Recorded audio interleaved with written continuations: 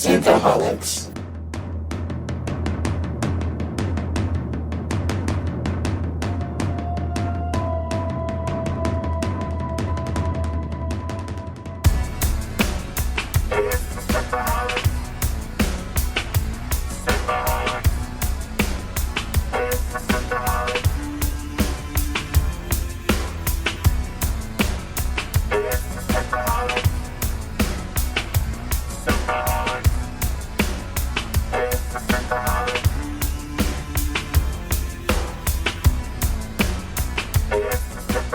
Welcome to Synthaholics. Thank you so much for downloading this episode. Today we are back into Lower Decks. You have myself, Aaron O'Brien, and David Duncan. Hey, Dave. Hey, Aaron, what's up? Not much. Dave, we are into Lower Decks, and this episode is Cupid's Errant Arrow. Again, this episode was not what I thought it was going to be, like, at all. What did you think it was going to be? I thought it was going to be like an alien that like makes everyone fall in love with everyone. Oh right, yeah. Like or like Q. I was like, oh, maybe Q will come in, like start Cupid. making everyone. Yeah, there's a Q reference in here somewhere. I remember. Yeah, I mean they reference a lot of stuff from Next Gen, specifically in this episode, and actually kind of reference some TOS stuff too. Sure, but I don't know. Last episode I was expecting something way dirtier. In this episode I was expecting. I mean, I was kind of right. There is some alien influence, but it wasn't. I was expecting widespread alien influence, not like not a focused alien influence. So I was a little bit disappointed by that. I guess. I mean, it's not a big deal. It's just like these titles have got me thinking about like, oh, what does this mean? And then it doesn't pay off at all. Right, yeah. So this episode is season 1, and we're episode 5, and it's halfway done.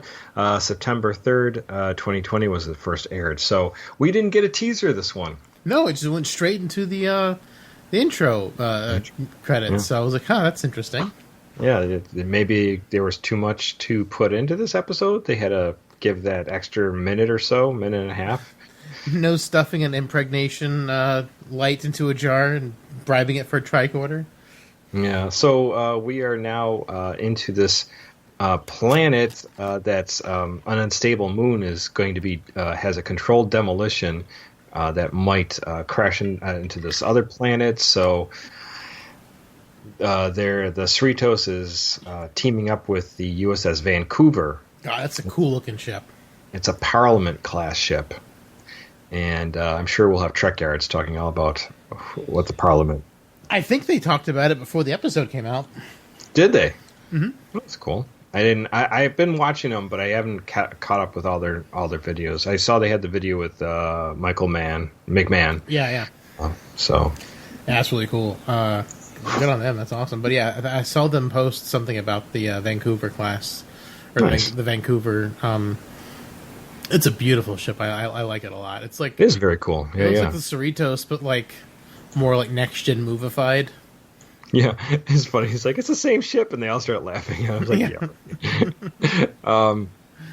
So Captain Freeman and Commander Ransom go to the Vancouver. Captain Freeman, and they are going. They go to the Vancouver Bridge, and the captain's like, someday you could be in command of a ship just like this. It goes, truly a humbling experience. Rubbing it in her nose. I know, it's like, what a dick thing to say. So, anyway, so it's a pretty, for Star Trek Next Gen world, this is pretty straightforward fare. Get rid of a moon or a planet that's going to be a problem.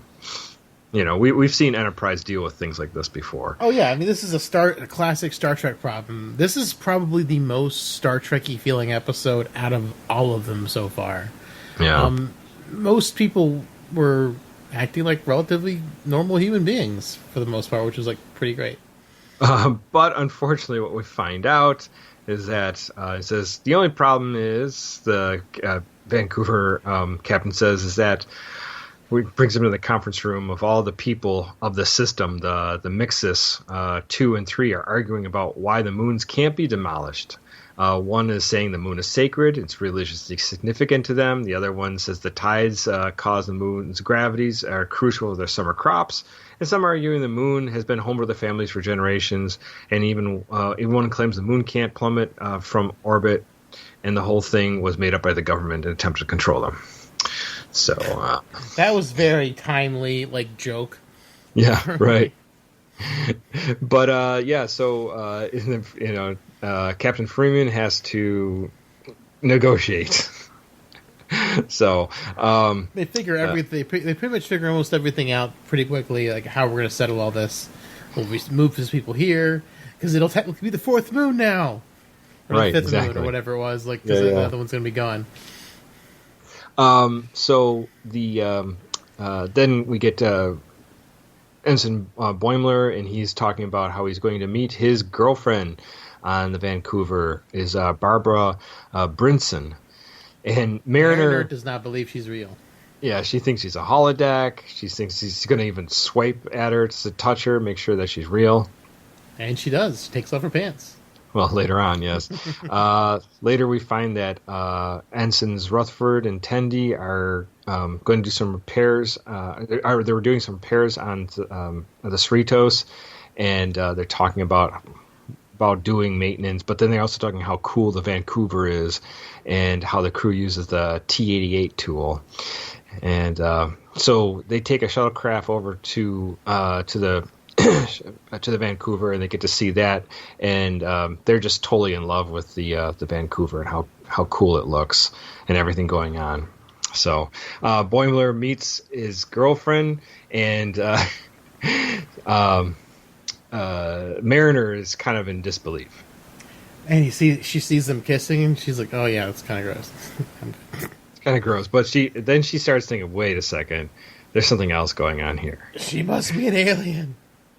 And then, so when they're walking down the hallway, they meet Lieutenant Jet, and Jet's like the coolest guy on the Cerritos. I think even Boimler says he's practically Kirk or something like that. Yeah. No, he's like Kirk mixed with a little bit of Trip Tucker or something like that. Oh, is that what he said? I didn't catch that, but yeah, it's like if you mix Trip Tucker and Kirk, this is what you get. But yeah, so I thought it was hilarious, and obviously then they're teaming up to do their work on the moon. So then he starts getting jealous because he's like, "Oh shit, he's going to be hanging out with Lieutenant Jet," and turns out they're exes. Yeah, they did date for a while. So, and then, but anyways, and Mariner just says Boimler that Brimson's is great and wonders it's too good to be true. So there's something else going on there. Tendi and Rutherford meet with the Lieutenant Commander Ron Dolcent, and they're going to do some work on the ship, and they're going to keep whoever does the most work or whatever gets to keep one of the T-88s. And so they're like, "What?" So it's the best thing since sliced bread. Yeah. So and then we're back on the Cerritos, and Mariner is like I said, she's suspicious of this girlfriend, Brinson, and she starts thinking about different things that might be going on. So she's got to get some information, and she's going to start seeing if she can flush out whatever's wrong with this person. Why would they like Boimler? This can't be. No human should like Boimler.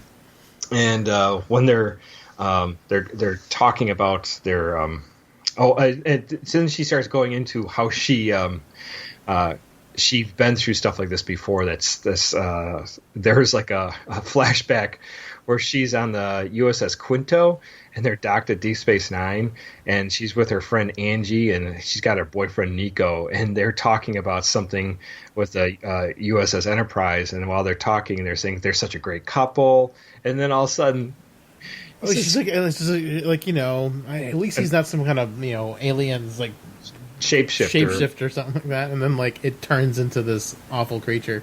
And just bites off Angie's head. Eats her, yeah. Yeah, right there on Deep Space Nine, and I was so sad because the show's been saying they're going to have some legacy characters show up, and I think be voiced, and I was like, this is prime opportunity for Quark, and they didn't show Quark. What are we getting these legacy characters, guys? I think it's next episode actually, because there seems like there was the trailer for next episode looks like we're going to get some older characters. Nice.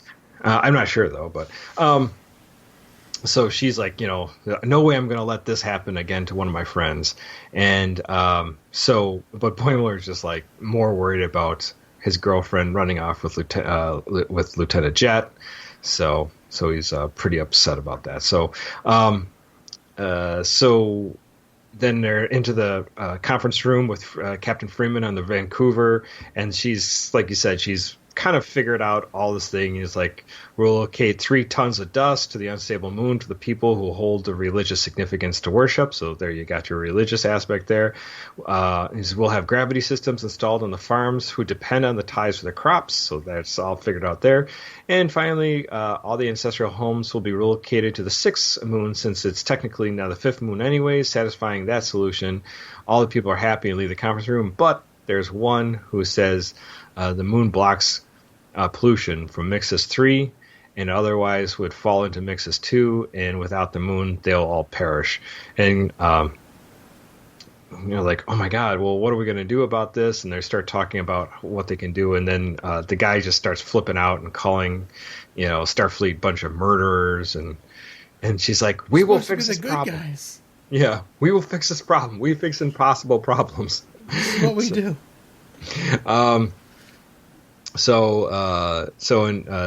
Then we get Boimler's girlfriend Brinson is doing a holographic simulation about everything about their mission, and Boimler comes in and kind of fucks up things, and it starts acting really weird, and everyone's like, "What the fuck? What are you doing?" Like he's getting all like lovey-dovey with her, and he's like, "Can you go take this outside?"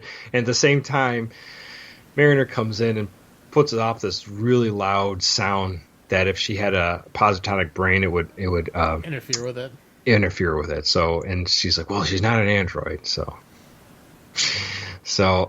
and then Rutherford and Tendi are running diagnostics, and they're finally realize that they have to go faster and faster because they want to get this T-88 for themselves. So they're now competing against each other when it was all like just a happy getaway to be on the Vancouver. And Rutherford's a big cheater. He turns on his brain thing. That's right. His brain implant to go faster.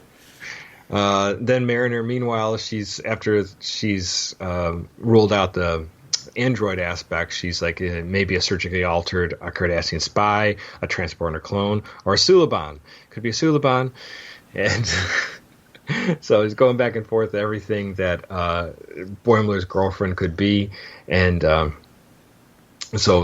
they're just like, Boimler's still just obsessed with this idea that she's going to be with this Lieutenant Jet, and so he just goes to the replicator and says, analyze the coolest people on Earth history, and replicate his outfit that combines everything. So he gets this outfit. And he shows up at like their mess hall, and he's going to go for a beer, and then he dumps the beer all over Brinson. It reminded me of the scene where the 3-boobed girl from Total Recall dumps the coffee all over Picard. Oh, right. Yeah. It's just funny. His outfit's ridiculous because it's all just mishmash of stuff. Oh yeah, it's like it's the coolest people of the last 100 years all combined to a single. Yeah, and she said, it's like, here you come in looking all cool, and hot, and then you do this, yeah, and then Mariner's like, what are you talking about? So, and anyways, from there, they get a chance to go out on one of these platforms that are going to help with the moon demolition. And so Boimler and Brinson go out there, but then she's like, oh my God, they're going to be alone. They're in trouble. Boimler's in trouble. I have to do something. And she can't beam over because they won't allow her to beam over. So she gets on a spacesuit and she basically jumps from what are they called? Orbital platform. Orbital platforms. She jumps back and forth, which would be pretty impossible. into space. Why didn't you just steal a shuttlecraft? Shuttlecraft are the least secure things on a starship. Yeah, I know, It right? seems like a really weird idea to just jump out in a spacesuit. I was like, huh, what? Right. Right. So she's chasing after them. The same time, Tendy and Rutherford come back and they says, "Boy, you guys did great. You both finished everything just perfectly, and you're both equal. So you're both going to be get a T-88 and be members of the Vancouver, and I'll transfer you now." And they're like, "What? We didn't have to be transferred. We don't want to stay here." Yeah, but he says, "Don't worry, it's no big deal. I can transfer you. I have an admiral." Who's the neighbor? Yeah, he's a neighbor. He's really chill guy. So they're like, well, I don't know if we want to do that. So when Mariner gets onto one of the platforms to get to Boimler, he is naked, trying to do sexy time with his girlfriend, and that's when Mariner basically knocks him out because girlfriend comes in. Yeah, right. And then his girlfriend and Mariner and Brinson start arguing and fighting. And Mariner found like some weird parasite thing on the ground of the shuttle bay. It was like a shell or something, like a molting. Yeah, and she's like, "What the hell is this?" So they start talking and they're arguing, and then they start joking about all the stuff that Boimler's done. All the stuff that's been wrong. Funny, right? So there's been a couple funny stories they start telling back and forth. Back on Vancouver, Tendy and Rutherford are still worried about going they're going to be transferred to the Vancouver, and they said, we're just not going to do it. So they go to tell Lieutenant Commander Dulcin that they don't want, but he gets really angry, and he starts chasing them through the thing because they steal his transfer pad. Oh, yeah, because he's trying to transfer to the Cerritos because he's tired of going back to 1920 and fixing things from the past. And killing a person worse than Hitler. Yeah. He had to go do all this like stuff. Like, you don't understand the pressure. He's like, I'm tired of being epic. It's like all the stuff that he starts mentioning a lot of stuff like that, though it happens on the Enterprise. Right, exactly. And it's pretty funny. It's kind of nuts. It's just like how many time travel things do Star Trek ships fix? Like, I don't know. Is there a real Star Trek timeline at this point? I'm starting to wonder. When you get into time travel, you got to wonder like what's real and what's not after a while. Oh, yeah, we just settle on what's the easiest one to work with. So the other thing that they find out is Captain Freeman finally nails down this guy that says there's only 2 people on that planet that he's complaining about, him and his wife, and that they're rich. He's like, what the fuck? He's like, only 2 people? Okay, destroy it. Destroy that planet. And he's like, you monsters. Yeah. So that was pretty funny because it was like the one thing that was she was hung up on. It was like trying to save this whole race of people, and they find there's only 2 people there. Right. So what they find out is, so as the the moon's gonna be destroyed, Mariner is there with Boimler. Boimler's knocked out, and Brinson is there with her, and they're talking now. They're not fighting anymore, and she scans them, but she does find that there is a parasite, but it's not her. The parasite's on the back of Boimler's head, and it's putting out these pheromones to make his girlfriend Brinson attracted to Boimler. Poor Boimler. Yeah. It gets removed. And she is no longer attracted to Boimler anymore. And she's like, "Oh, I got to study this. It's really it's really interesting." So, and then so he feels dejected, obviously, and kind of probably a little heartbroken. But anyway, and then back in engineering in the Cerritos, Tendy and Rutherford are happy that they're back in the Cerritos because they can fix things. They know it's not perfect, but that's what they like. And then they find out that they both have duffel bags full of T-88s that they've stole for each other. So that's why they're such good friends. And that's how the episode ends. Why can't they just replicate T-88s on the Cerritos? I don't know. It's so silly. Some of these things are so weird. What did you think about this episode, Dave? I mean, this was like I guess at the top, probably the most Star Trek-y feeling episode of them all. Like, it wasn't too over the top really in any way, except for maybe the alien who was just all like trying to save the whole thing for just him and his wife, like just being ridiculous. That was ridiculous, but there have been moments, not that ridiculous, but in TNG where you'd be like, what the fuck? You know, when Picard realized he's being had by somebody. Yeah, yeah. I mean, it happens, but it's almost kind of, it's pretty extreme like that. It's just, oh, we're saving this whole planet because we have one really nice house on this planet. There's just two of us. It's pretty funny and kind of ridiculous. And then the Tendi and Rutherford thing was also a little bit kind of weird, like how they were acting so very unprofessional for Starfleet with the other engineer. Oh yeah, with like, Dulcin, like stealing his stuff. I was like, it's kind of weird. It is weird. I mean, it's kind of funny that he just didn't want to take the pressure anymore of being on a ship that has like all these like things to alter history or whatever. Right. Yeah. I mean, it's not just that, but he goes. What he says. Dulcin, he wrote up. He says admits that he's trying to swap with them. That life on the Vancouver is incredibly epic and stressful.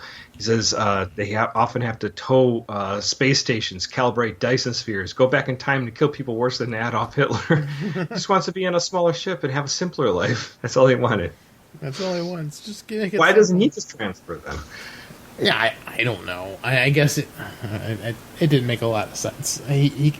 Because it seems like everyone's super chill. Because whenever the episode Rutherford was like wanting to transfer, I mean, as long as you're not transferring, I mean, like anyone from the Enterprise could probably go wherever they wanted.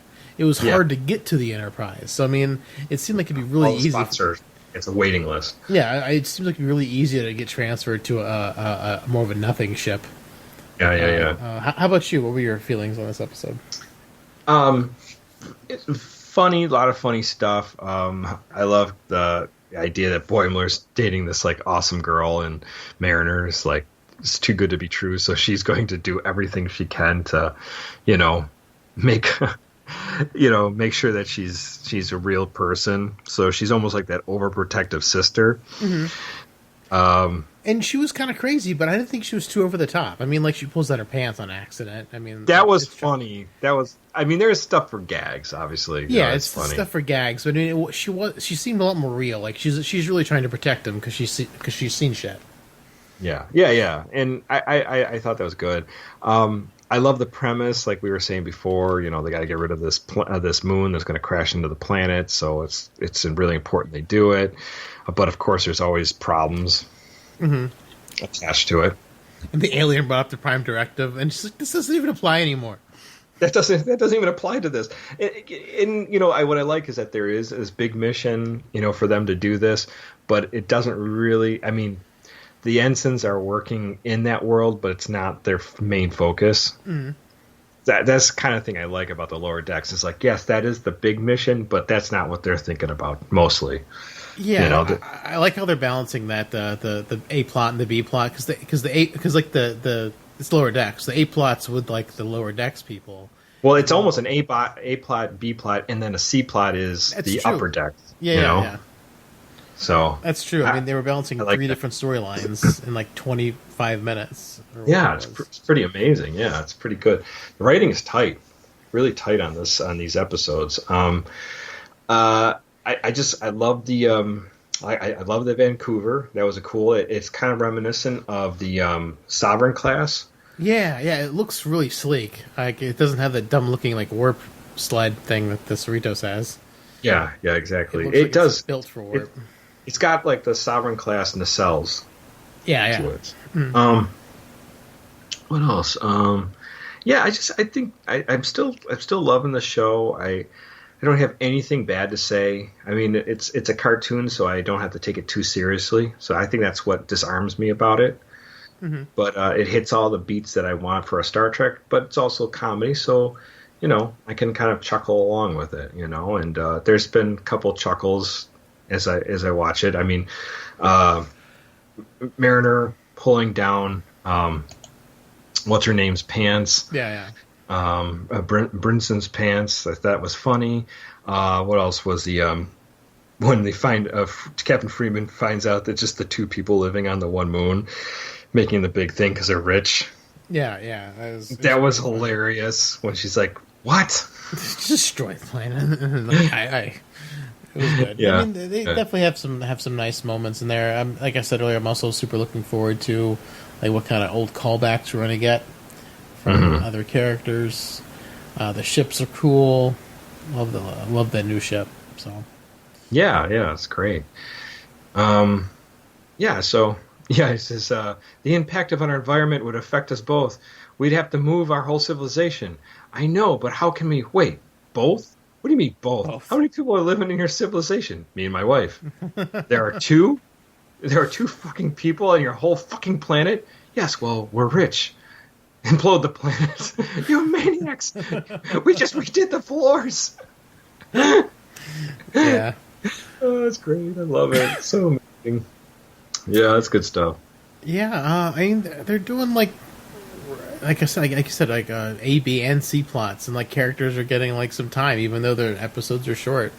I really hope Discovery will learn from this and actually have A, B, and C plots, and actually have some characters of the Michael Burnham have some screen time, which would be nice. See, I'm kind of like already checked out of Discovery. I'm gonna like watch it with an open mind because obviously they're in a different future. I mean, they're in the far-flung future. So I'm more actually excited to see Strange New Worlds and see how that plays out. Because if they play their cards right, Strange New Worlds could be just as good as Lower Decks. Yeah. I mean, because they have great casting. They have great casting, and they have everything, all the infrastructure built up. Yeah, I mean, I think Strange New Worlds is the one to be excited about. Although I mean, Lower Decks has been good, and I just assume it's good because Kurtzman's been more hands off on it. Mm-hmm. Because it's not live action, so it's not his like cup of tea or whatever. He's just like approved it. I mean, he probably just signs off on it and doesn't like look into it too deeply. So because there's so many great like callbacks in every single episode. I mean, like they even referenced Justice in this episode. Yeah, they did. Yeah, they did. like it's like you could be one of those aliens on the planet. If you step on the grass, they kill you. Like, yeah. It's just like that was great. I mean, like there's so many like really good callbacks in these episodes, and I mean there's callbacks in Picard, but they're just like they kind of lose the greater context of things. I think a little bit. Picard to me, the callbacks are what makes it work. The problem with Picard is that the story going forward is so flimsy.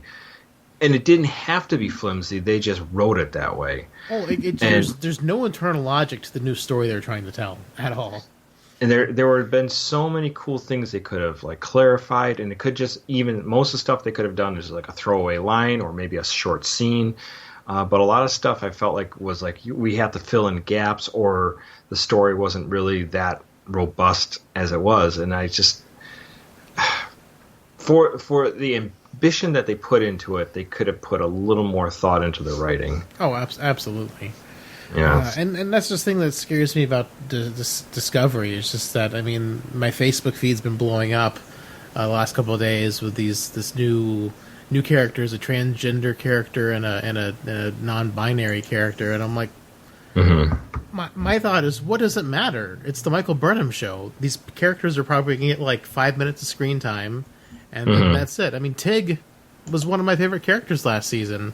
A lesbian character engineer, and she was amazing. She had like 15 minutes for the entire season.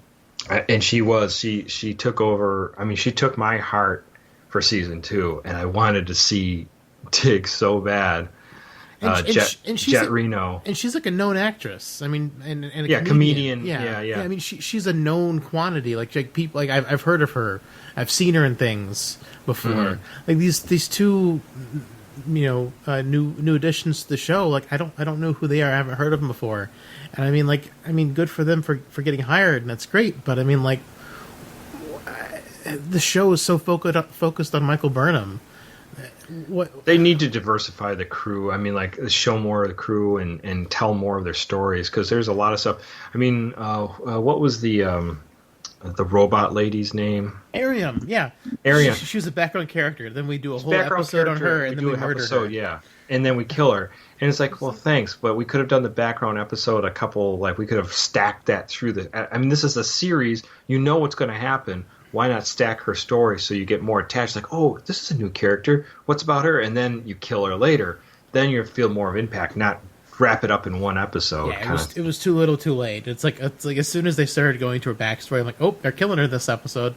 Mm-hmm. It's telegraphed from a mile away. I mean, you got to be more subtle with your writing and be better with it. And so, I mean, grats on them for getting hired, but I just personally don't see how it's going to matter because Michael Burnham takes up 90% of the screen time anyway. So I don't know. Yeah, and it says this is a news report. It says the franchise characters is a gender non-binary transgender who will appear in the third season of Star Trek Discovery. Ian Alexander will play Gray, a trans man who spent his life as a Trill planning to be a host of a symbiotic alien species that lives in a different host over a lifetime. So he's a Trill, but I guess he hasn't got the symbiote yet in them. Well, in him, or her, or whatever you want to call them. But we've already had transgender Trills, because I mean that's kind of the whole point. Well, Trills. Nah, you got gender swapping of the hosts. Yeah. So a little different. That's kind of semantics. Well, I mean, maybe. I don't know. I mean, a Trill when they have the symbiote and it changes a little bit because obviously the psychology changes between the person and the symbiote when they join. Mm-hmm. So, it's not the idea that you have this trans person and this who's gender non-binary kind of thing, which is cool to see. It's more like we won't get to. Me and Dave feel like we're not going to actually even see this person probably more than 15 minutes of screen time for the entire season. Yeah, prove us wrong, CBS All Access. Prove us wrong. Prove us wrong. And the thing is, and also I just have little hope for it because I mean, Star Trek Picard gave us a lesbian couple, but didn't give us a lesbian romance. And I'm like, well, why are they just together? Why don't we see it build up to that? If they can't write a lesbian romance or whatever, like, how are they going to do a gender non-binary transgender romance? I mean, the only thing I can hope that seems like it'd be more complicated to write for people who aren't experienced with that thing, and I don't know. Right. Well, my only hope is for Picard is that what's her name, 709 and Rathi. Maybe we'll do a look back of what happened and how that happened. For I doubt it. Second season of Picard. I doubt it too. I would love for it to happen, but I doubt it. Maybe give you a little peppered along that we get like an idea of what happened. But yeah, I mean that's the problem with Picard too. I mean, the premise of Picard is really cool. It's a great idea, but it was just so. The new story was so flimsy, so clumsily told. I mean, it's just there's things that could have been way better, and I just don't trust the writing to be good for these new characters, or for them to be included at all. People, it's not the acting. The acting's spot on. It's not the production. The production looks beautiful. Except for all the same ship at the end. Well, okay, all right, yeah. There's a couple. That was a little lazy. A little lazy. We have a problem with Discovery's writing on these last couple of weeks. And here we are in Lower Decks, and we're crazy about it because, like I said, maybe it's because it's a cartoon and we're a little like disarmed. We're not thinking it's like a big deal. It doesn't. It hasn't also been breaking canon in any huge way. I mean, the Ascendant thing was a little bit weird. That was the biggest thing for me. That was kind of like a break from. See, to me, that could be anything too. It's like that could be like that's the last thing he sees. It's not a koala. It could be like what his mind mustered up. Yeah, at the last minute. Yeah, I mean, it really could be anything. But so I mean, it's not that big a deal. And there hasn't been really anything canon breaking in the show. It's just, and there's been so many great callbacks. It's been fine. Yeah. So I mean, it's been great because it hasn't made me upset, and that's the problem. Like with the other ones just make me upset because they don't know how to tell a story. Right. And it helps too that we're at this like we're we're ahead of things, and like we're like after Nemesis, so we're kind of like in between the Picard series and Nemesis, like that time. Yeah. So like there's nothing other than the past. We don't have to worry about what's going to happen. The only thing we have to really worry about, which we'll never see them get to, is the destruction of the Mars shipyards, and what happens with the Romulans and stuff like that. I don't think we'll see that come along in this storyline. Oh, I don't think so either. I mean, and they also haven't been really trying to tell a continuous story. It feels very much like Next Generation. Like there's this problem in this episode, this problem, and then the characters, their relationship evolves just like it did in Next Gen. Mm-hmm. And they reference a lot of stuff, and that's about it. Like there isn't like this through thread like the other shows have. And I mean, I don't think through threads are a bad thing. I mean, some shows do it great, like The Expanse. I mean, it's based off books. Game of Thrones, some other shows, they do it great. Star Trek hasn't quite found its footing with a through thread yet. Right. And it just comes down to writing and a clear vision. And both Picard and Discovery have had shakeups in the writer's room and showrunner and whatnot for all the seasons. So it's just been kind of a mess. Let me ask you this, because we're going down this rabbit hole. We're not really talking so much about Lower Decks anymore. What if, through the missteps of Discovery and Picard, we get like Strange New Worlds is fucking phenomenal, and maybe there's another Star Trek series comes up afterward? What if those come out and we were like, wow, this is great, and those were just huge learning curves for writers and CBS to kind of reacclimate themselves to the Star Trek world, which they were completely divorced from for 10, 15 years? Mm-hmm. I mean, would that be worth it? I mean, if they can do it right. I'm saying if they do knock it out of the park. What if Strange New Worlds is amazing? What if this Section 31 episode or a series is supposed to be amazing? Like it's so amazing that just we're blown away by it. I mean, it would be a dream come true, because I mean, we did at least 2 like episodes early on, like the future of Star Trek and the future of Star Trek Part 2 or something like that, like ages ago. We were just so pumped about what the future of Star Trek would look like, and we were so excited, and then we've just been so terribly let down. So I mean, like, if it blows us away, this is what we've been asking for, basically, for a show to blow us away, for Strange New Worlds to be great and Section 31 to be great. Although Section 31's got a lot of stuff to fix from how badly Discovery handled Section 31, so I really hope they can explain away that kind of stuff. Right. Yeah. But I mean, I would love for these shows to be absolutely amazing. I just don't trust Alex Kurtzman's production company and Alex Kurtzman overseeing things, because he's historically just not been great. Yeah. With the live action stuff, it's always been story week. Like, the actors have been great, the effects have been great, the production's been mostly good. We did cite the end of Picard, where like they were super lazy and just had 1 ship for the Federation, 1 ship for the Romulans. Well, the end of Discovery season 2. I mean, that starship battle, it was just fucking nuts. Like vomit on the screen. It's just, yeah, you couldn't see anything. It was just it was too complicated. Could we make a cooler looking thing that was just looked ridiculous?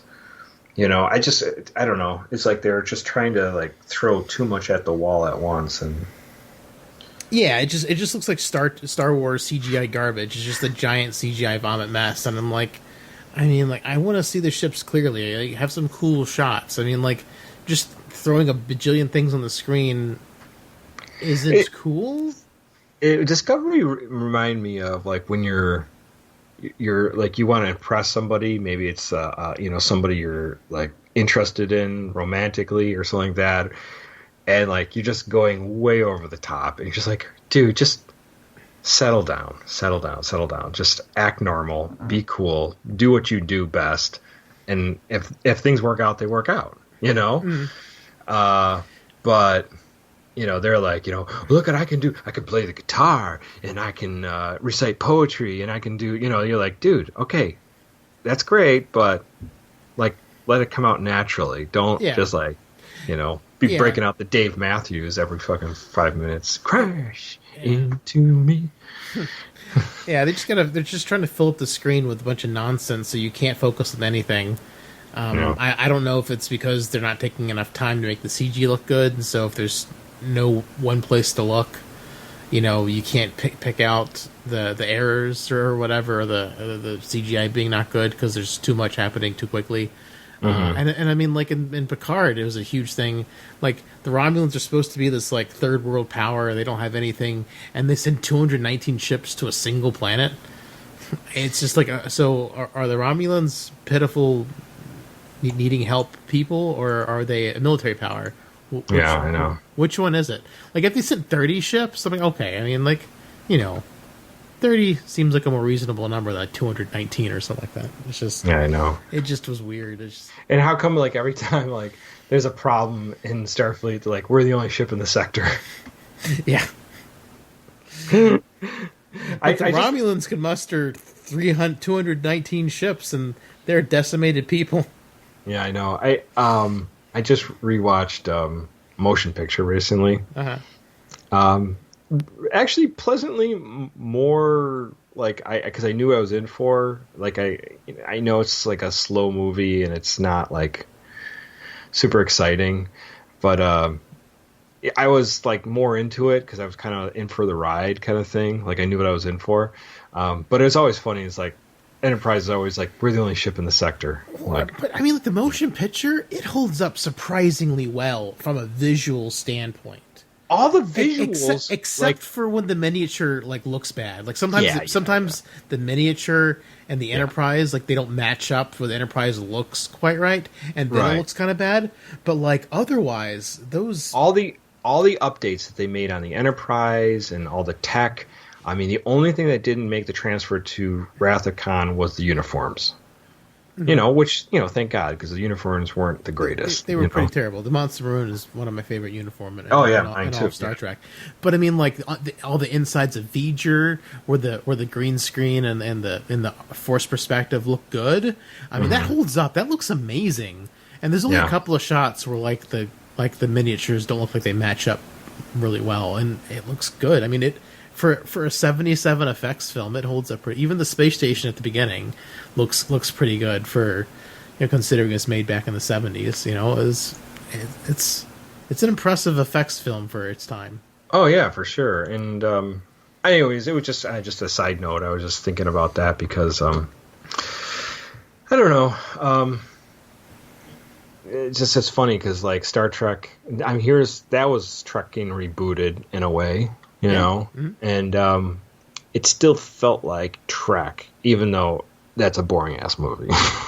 Yeah, it did feel like Star Trek, and that's the thing. I mean, you can do different things with Star Trek and still maintain the feel of Star Trek. Because I mean, the motion picture wasn't trying to reinvent the wheel, and I think that was the problem with Discovery, is that it was trying to reinvent the wheel. It didn't do what the Mandalorian did, where the Mandalorian was leaning hard into the lore and the knowledge and expecting people to know it, whereas Discovery was like, here, we're gonna retell you everything, but we're gonna tell it our way. Yeah. And not the way you remember it. Right, exactly. So I don't know. The problem there. But again, Lower Decks has been great so far. By far my favorite CBS All Access Star Trek show. So I hope it continues. Like I said, I'm super excited for those legacy cameos. I mean, I hope O'Brien wasn't the cameo. I mean, he didn't even say anything. It was just a statue. It was a hologram of a statue. So yeah, I know. So, I mean, that better not be the only like callback for original characters. So.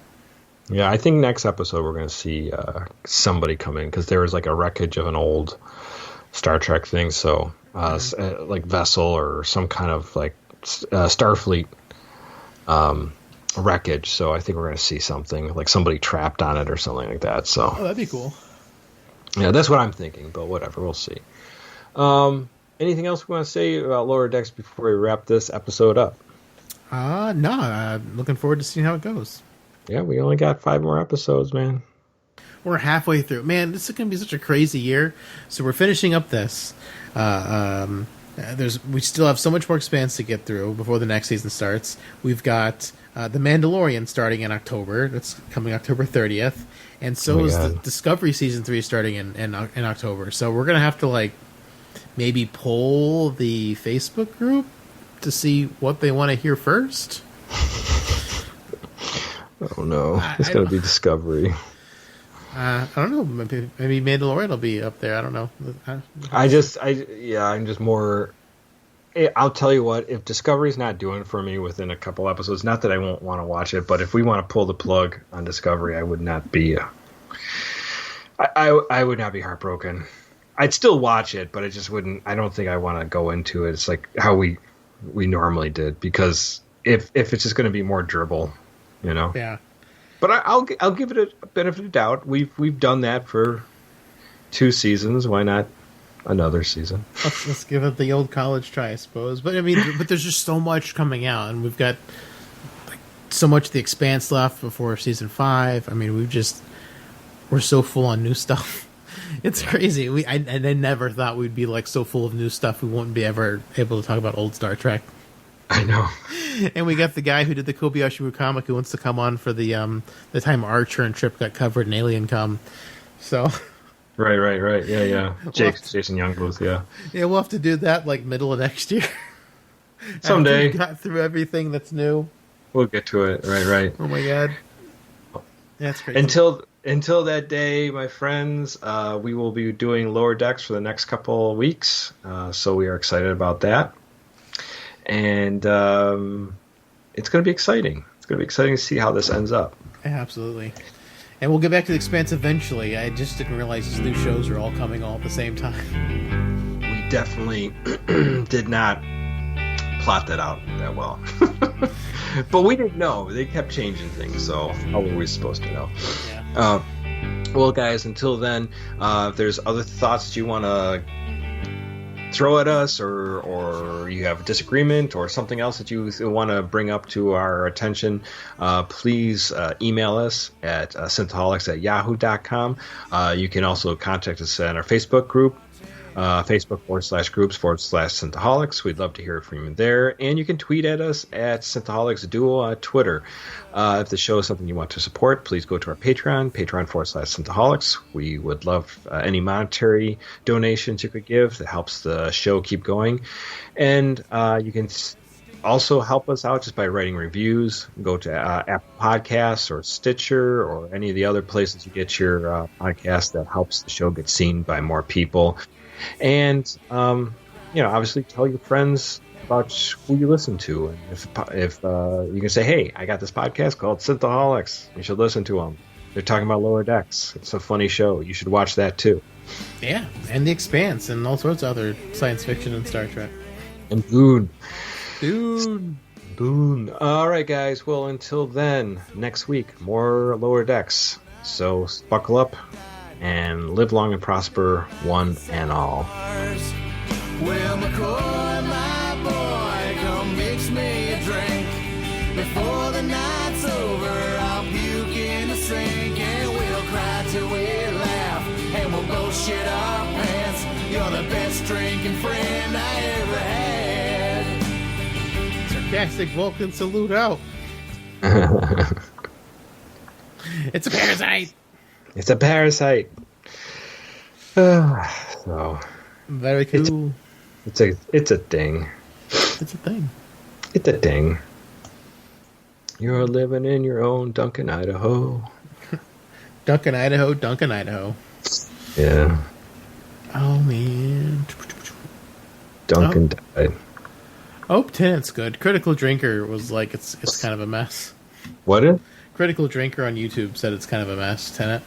It's a mess. Oh, Tenet? Yeah. I don't know who Critical Drinker is, so. Yeah. He does videos and some things. So he's kind of funny. He's like a drunk Scottish guy who reviews movies and shows and everything.